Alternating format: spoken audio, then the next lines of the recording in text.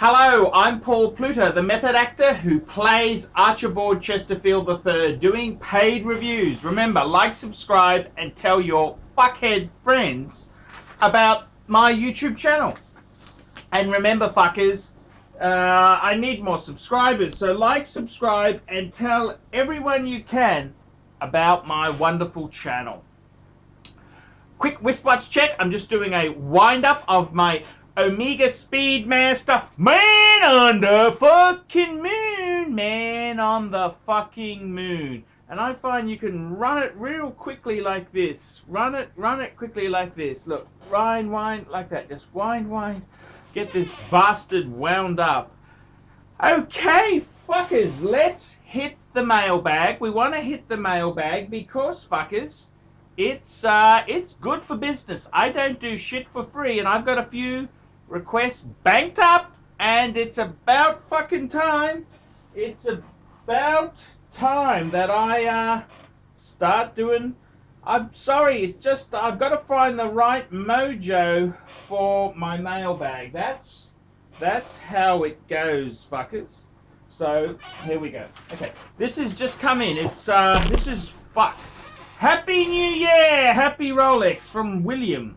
Hi there, Archie. I have been watching your posts for some time now, and I love your approach to the watch business and the historical value of good timepieces. I recently saw your New Year's vid, and I'll tip my hat to you. Tip my hat to you, boss. You may have had a bumpy year, but you've lived a great load of years before this one. What's the sky without a couple of clouds? Personally and quietly, 2016 has been my best year only because I was admitted to the School of Accounting at FIU in Miami. Well done, lad! Where I was born and raised, and because I decided to sell all my Cartier crap like glasses and shades for something I can use every day. A Rolex OysterDate 6694 caliber 1225 with a rare Roman dial. If you're gonna pay for luxury, you better have it sing you the time rather than some frog eyes catching dust in the corner of your room. Like yourself, I am in love with the Explorer 2 Polar, and I've been trying to inch my way towards it for around $3,500 US used. The first Rolex I bought was a Rolex Oyster Royal, and later bought a nice stainless steel brand Jubilee for it. After selling that and purchasing the Rolex OysterDate 6694 with an aftermarket bracelet, but it came with the original clasp. I have had a bit of a tough time getting a positive margin on it through eBay. Yesterday I sold it for $1,200, but I cancelled the order because it was far too low. I relisted it at a starting price of $100 to see if I can churn out the sharks a bit more. Little by little, I'm trying to inch towards the Polar 2 by selling the OysterDate to buy an Oyster Perpetual Date, then a Datejust, then hopefully keep climbing. Can you please reply to me on your opinion on my watch and any tips you might recommend to help me transition into my first good automatic watch? I understand that my process is slow, but I got all my life for this. P.S. You're a fucking badass, and I admire you just as I admired Steve Irwin. Two Aussies that kicked life to the curb and really did things their way. Keep your head up, Chief. Life is like the stock market, man. It's a fugazi. I'm 22 in Miami, and I'll trade your life for mine in a heartbeat. Thanks you for your time, and bottoms up, Captain William. Well, William, thank you so much for the nice email there. And yes, very interesting concept where you've gone from basic Rolexes, you started off and you're upgrading slowly. The 6694, that's a really cool watch. It's they're a really nice piece, and I do like it. That's the OysterDates. They were the most popular Rolex in the 80s in Singapore. They were very popular because they were a Rolex with a date, but they were manual wind, and they were great bang per buck. The 6694, geez, I have handled heaps of 6694s, and quite a nice, I gotta be honest with you, very nice movement in it. And I just want to show you, this is a Rolex Oyster Perpetual Date. This is a ladies, and it's got a similar dial to your rare times Roman dial. So that was quite a nice dial combination. I like it. Okay, now what do I think? What do I think? Yes.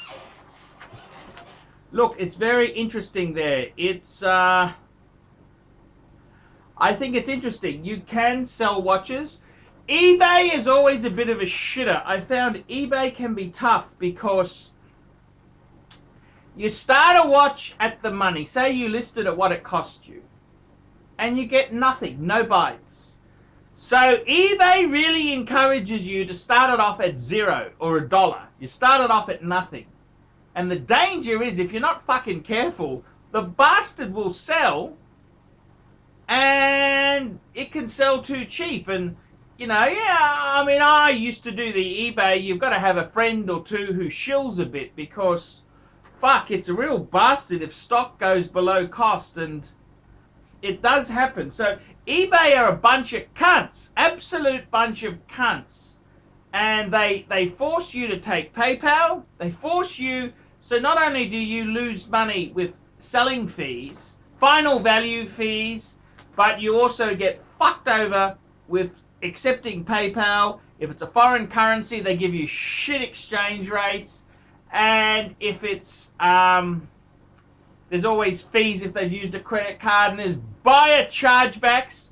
I really hate it. I really hate it. My advice to you would be, in Australia, we've got Gumtree, which is, it's like your Craigslist. And, you know, there's no fees or commissions for selling on Gumtree. So I think Craigslist is a similar situation, no fees. You could try it on there.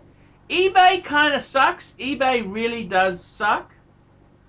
I got to be honest with you, but there's nothing wrong with buying and selling, churning into a higher piece. I mean, for fuck's sake, that's why I got in the business with luxury goods. Why was I buying and selling if I could smell a profit? Well, it's because I couldn't fucking afford them myself. I come from working class stock. I had to work fucking hard for every fucking dollar I managed to get. And bought and sold, bought, sold, bought, sold. And, you know, I've raised kids. I've had 4 children. And I always dip it into my watch fund. And it's paid for a lot of bloody things. And that is how life is. I think it's a great idea. Keep positive. Don't sell too cheap. And I always recommend buying good stock, good quality pieces. And I'll send you an email. I got a friend of mine who's a watch dealer in Bangkok. He's a Aussie guy. He does a lot of stuff. He sells a lot of OysterDates. He's got a lot of bracelets and parts, because they take a 19mm bracelet. He'll be able to help you. If you need any help to get any good parts, he's a real top bloke. So I will send you that lead there. I think it's a great idea. Yes, Rolex is a very, very, very good brand to sell. The 6694s, they're now, because they're a little bit small, 34mm, they do appeal. You can flick them to a female audience. So I think they're a great watch. I do love them. I think they're good bang per buck. They're a great watch. Man, I think it's great. What a great way to learn about horology, doing a bit of flipping.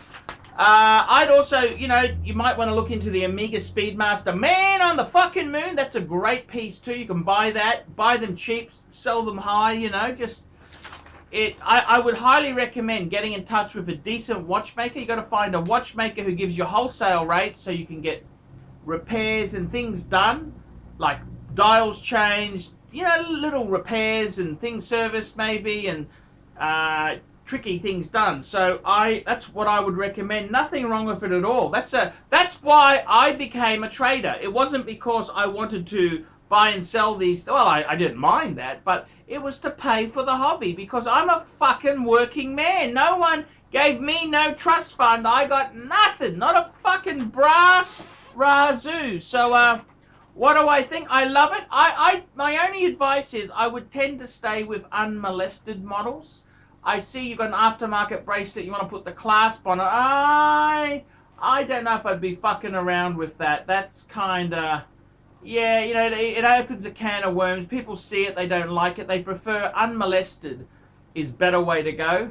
Even if it's on a strap, it's better than putting it with a bodgy bracelet. That's my opinion. So, yeah, I think well done.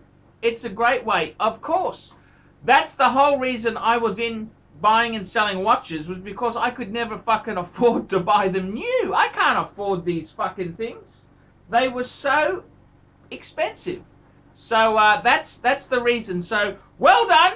I'm Archibald Chesterfield III. Thank you so much for your viewer email, your viewer question. And tell me what you fuckers think of that. We specialize here in pre-owned Rolex watches. Rolex watch is a very special timepiece, and we always do the servicing exactly as factory specifications. We buy a pre-owned piece and we put it into brand new condition. We have Rolex certified technicians working on that. We completely disassemble the piece. We adjust and polish and change every single part of the watch. You have to have certified watchmakers that know what they're doing. If you have an expensive car, you're just not going to bring it to any mechanic that doesn't know what they're doing. You spend $5,000, it's like if you put money in the safe deposit box. And 1 or 2 years from now, you will keep having your $5,000. We have to spend a lot of money to get all this equipment together, but makes me feel I'm doing what I'm supposed to do. It's not a question of money, it's my passion.